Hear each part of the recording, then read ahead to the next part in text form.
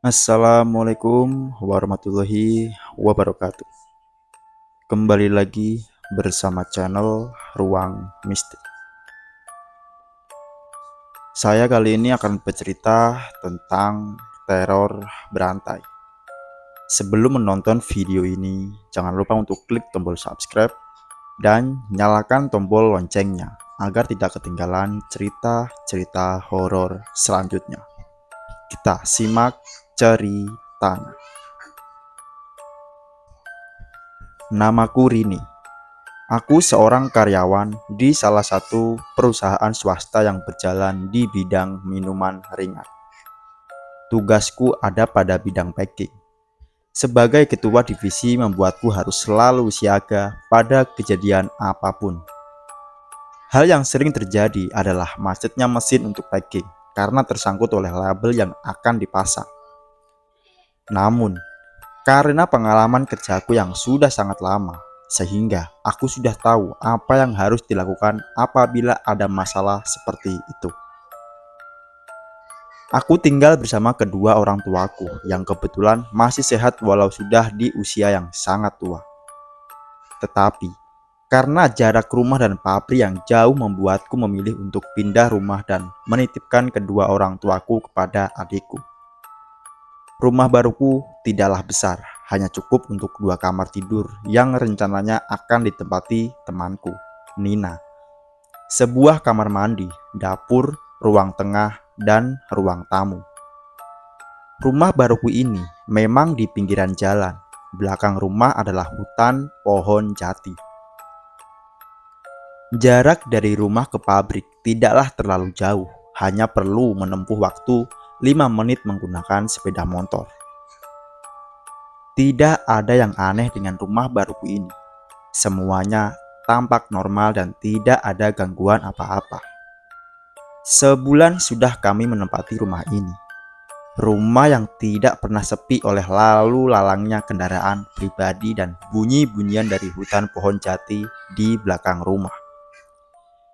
Di suatu pagi, kami hendak berangkat kerja. Nasi dan lauk seadanya menjadi sarapan kami.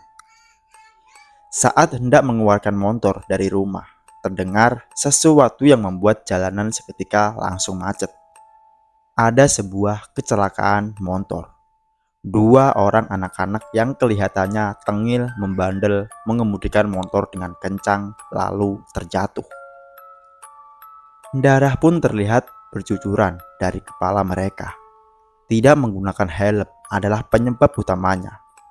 Terlihat salah satu anak tersebut ada yang bangkit, namun yang satunya terlihat terbujur lemas. Aku hanya mampu melihat dengan badan yang terasa mati. Seketika ada kerumunan masyarakat yang berusaha menolong anak-anak tersebut.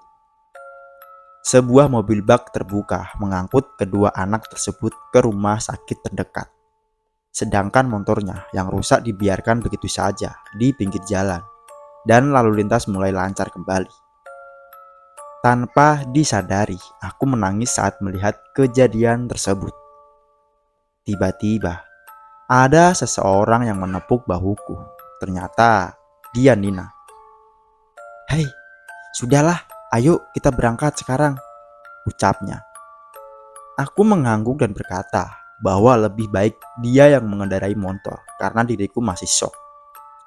Untung saja dia menerimanya, karena jalanan yang masih padat membuat kita sedikit terhambat. Waktu yang ditembus sedikit agak lebih lama dibanding biasanya. Sesampainya kita di pabrik, Nina langsung menuju kantornya dan aku menuju tempat packing untuk memeriksa keadaan. Aku dan Nina berbeda tugas. Dia bertugas di marketing. Saat aku di tempat packing, keadaan masih sunyi, belum ada karyawan yang masuk karena jam tugas masih 15 menit lagi. Saat aku melihat mesin pressing label, ada sesuatu yang ganjil. Seperti ada sesuatu di salah satu gear. Karena penasaran, maka aku mendekati untuk melihatnya lebih jelas. Ada sebuah tali yang kusut seperti menyangkut di gear. Aku julurkan tanganku untuk meraih tali tersebut. Tiba-tiba, Mesin menyala sehingga gear itu berputar dan tanganku yang menyangkut di antara dua gear pun putus. "Tolong, tolong aku!" teriakku. Tiba-tiba, seorang satpam menepuk pundakku dan bertanya, "Ada apa, Bu?" Aku yang kaget langsung sadar bahwa ternyata tidak terjadi apa-apa dan mencoba mengatur nafas yang sempat tidak beraturan. "Gak apa-apa kok, Pak," jawabku. Dan satpam tersebut kembali ke posnya. Aku mencoba menggerakkan tangan kananku untuk memastikan tidak ada apa-apa dan beranjak ke ruanganku untuk memeriksa berbagai laporan. Tok, tok, tok. Bunyi ketukan pintu. "Ya, masuk," teriakku. Dan seorang karyawan masuk dengan tampang yang menunjukkan bahwa ada sesuatu yang terjadi dan berkata, "Bu, ada kecelakaan." Jari telunjuk Suminah putus. Aku yang kaget langsung menuju tempat kejadian sambil berusaha menelepon rumah sakit terdekat untuk meminta penanganan gawat darurat. Aku menyuruh supir perusahaan untuk mengantar Suminah ke rumah sakit yang sudah aku tunjuk. Sedangkan proses packing untuk sementara aku hentikan dan menyuruh semua karyawan untuk keluar terlebih dahulu. Dari alat pressing label terlihat banyak darah, namun tidak ditemukan potongan jari Suminah. Mungkin dibawa ke rumah sakit, pikirku. Lalu datanglah pihak kepolisian beserta jajaran direksi perusahaan untuk memeriksa tempat kejadian dan aku dimintai berbagai keterangan. Setelah 30 menit dimintai keterangan, aku memilih menyendiri di ruang kerjaanku. Aku terpaku pada jam dinding sembari memikirkan apa sebenarnya yang terjadi. Pagi ini, aku melihat kecelakaan motor. Aku mengalami hal seperti mimpi bahwa tanganku putus, yang pada akhirnya justru terjadi pada salah satu karyawan. Aku membuka laci meja kerjaku dan aku terkejut melihat potongan jari telunjuk yang dilumuri darah. Aku menangis histeris sambil menutup hidung dan mulutku. Aku keluar ruangan dan memberitahu kepada semuanya yang ada di sana bahwa aku menemukan potongan jari telunjuk. Saat pihak kepolisian memeriksa, diambillah potongan tersebut untuk diselidiki. Tiba-tiba, aku dibanjiri pertanyaan, kenapa bisa jari itu ada di laci mejaku? Aku hanya menangis dan berkata, "Tidak tahu." Diperiksanya, CCTV yang ada di dalam ruang kerjaku menunjukkan ada seorang karyawan yang menaruhnya. Aku ingat orang tersebut adalah orang yang datang ke ruang kerjaku untuk memberitahu ada kecelakaan.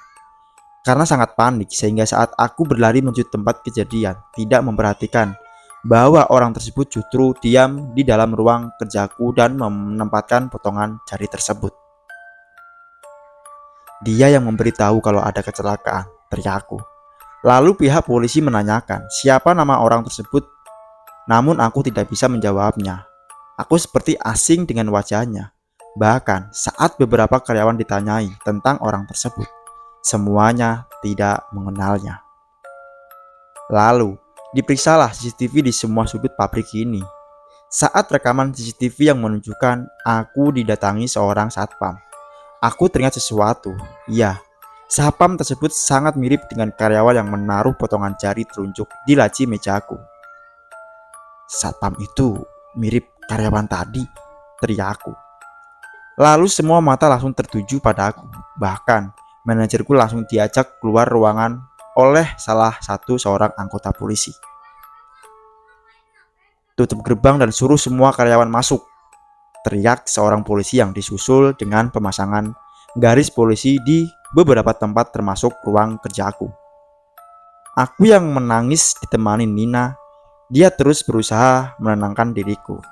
Lalu terlihat anggota polisi mencari orang yang ada di CCTV ketika semua karyawan duduk berbaris. Seketika, salah satu anggota polisi langsung berhenti mencari dan menunjuk salah satu seorang karyawan. Karyawan tersebut seperti enggan untuk berdiri hingga akhirnya Dengan gerakan yang sangat cepat, tangan karyawan itu mengambil sebuah pisau dan menusuknya tepat di dada polisi tersebut. Sontak, semua anggota polisi langsung mengarahkan senjata ke karyawan tersebut. Dia menatapku dengan tatapan yang sangat tajam dan berteriak, "Aku akan selalu ada." Kemudian, dia menancapkan pisaunya tepat di lehernya hingga terjatuh dan tak bangkit kembali. "Dia bunuh diri," ucap Nina, dan seketika aku langsung pingsan. Terdengar suara seperti memanggil namaku. Ya, aku sudah siuman dari pingsanku. Nina dengan senyuman yang khas memberitahuku bahwa semua masalah sudah selesai. Namun, aku merasa seperti ada yang sengaja menerorku. Aku menceritakan semua keresahanku, namun Nina hanya tersenyum dan memberiku semangat singkat. "Yang sabar ya, gak ada apa-apa kok." Lalu mengajakku pulang. Semua karyawan dipulangkan lebih awal. Sesampainya di rumah, aku langsung mandi untuk membersihkan tubuhku dari noda-noda yang ada. Tapi, tiba-tiba, seperti ada suara sesuatu yang jatuh. Aku langsung memberingkan ke badanku dan melihat seisi rumah yang sudah berantakan. Nina terbujur ke aku dengan darah di sekujur tubuhnya. Aku rapatkan dadaku ke Nina. Tak kusangka, Nina dibunuh. "Hai bodoh!" Sebuah teriakan dari belakang diriku. Aku menengok ke arahnya dan aku terkejut melihat wajahnya. Wajah penuh dendam dengan jahitan-jahitan di mukanya membuatnya terlihat menyeramkan. Seketika itu dia melempar golok besar ke arahku yang tepat mengenai kepalaku. Tentu saja aku mati seketika. Bagaimana aku bisa menulis ini? Aku yang gentayangan merasuki tubuh pelaku dan menceritakan semua ini. Cerita pun selesai. Jangan lupa untuk klik tombol subscribe dan nyalakan tombol loncengnya agar tidak ketinggalan cerita-cerita selanjutnya. Saya akhiri. Assalamualaikum warahmatullahi wabarakatuh.